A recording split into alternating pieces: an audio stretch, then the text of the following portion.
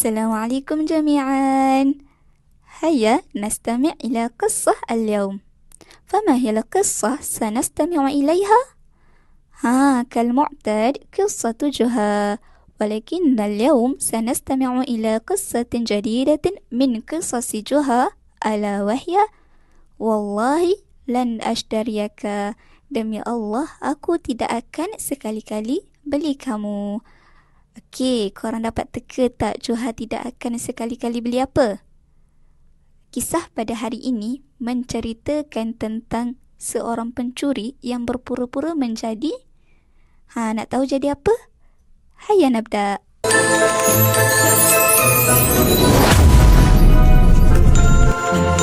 Baiklah, kisah ini adalah tentang Joha yang ingin membeli seekor keldai.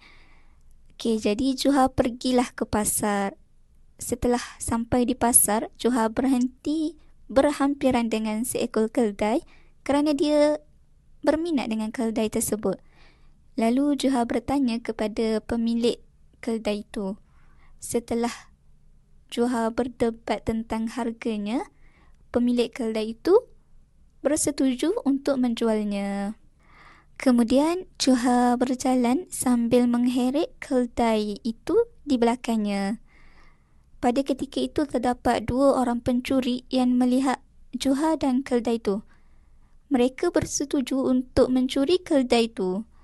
Salah seorang daripada mereka menyelinap secara senyap dan dia membuka ikatan di leher keldai itu, tetapi Joha tidak perasan akan kejadian yang berlaku. Selepas daripada itu, pencuri itu mengikat lehernya dengan tali yang dia buka tadi. Tetapi Joha begitu juga tidak perasan akan kejadian yang berlaku. Sementara seorang lagi pencuri melarikan keldai yang telah dia lepaskan. Orang-orang yang lalu lalang berhampiran dengan mereka terkejut dan mereka ketawa. Joha berkata di dalam hatinya, la'alla ta'ajjubahum wa dhahikahum yarji'u ila annahum mu'jibuna bihimari. Mungkin mereka terkejut dan ketawa kerana mereka kagum dengan keldai aku. Apabila sampai di rumah, Joha terkejut melihat di belakangnya dan dia berkata, Man anta? Siapa kamu? Pencuri itu menjawab sambil menangis, Ya sayyidi, ana rajulun jahilun akhdabtu ummi. Wahai tuanku, aku seorang lelaki jahil, aku telah membuat ibuku marah. Kemudian Joha berkata, Thumma madha? Kemudian apa? Pencuri itu menjawab, Fada'at ummi alayya wa talabat minallah an yamsakhani himaran fastajaballahu da'aaha.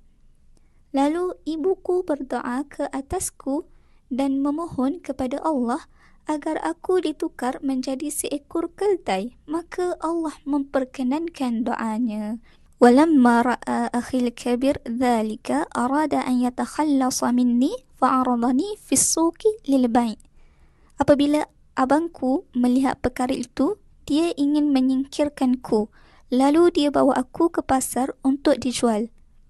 Wajita washtaraitani wa bibarakatika wa bifadlika raja'tu insanan kama kuntu. Kemudian Tuan datang dan membeliku, dan dengan keberkatan Tuan serta kebaikan Tuan, aku kembali menjadi manusia seperti sedia kala. Joha pun mempercayainya dan membebaskan pencuri tersebut selepas dia menasihati pencuri itu supaya taat kepada ibunya dan memohon ampun daripadanya. Okey, baiklah, pada hari yang berikutnya, Joha ke pasar untuk membeli keldai yang lain. Lalu dia ternampak keldai yang sama seperti sebelumnya dan dia mengenalinya. Kemudian Joha mendekati keldai tersebut dan dia berbisik kepada keldai itu, Yazharu annaka lam tasma' kalami wa aqbabta ummaka thaniyatan wallahi lan ashtariyaka abadan. Nampaknya kamu tidak dengar akan kata-kataku. Kamu telah membuat ibu kamu marah kamu lagi. Aku bersumpah, demi Allah, aku tak akan sekali-kali membeli kamu lagi. Baiklah, sampai di situ sahaja untuk kisah pada hari ini. Dah terjawabkan Johan tidak akan membeli apa. Okey, agak-agak apa pengajaran yang kita dapat ambil daripada kisah pada hari ini? Hasanan, aktafi bihadzal qadar. Ila liqa.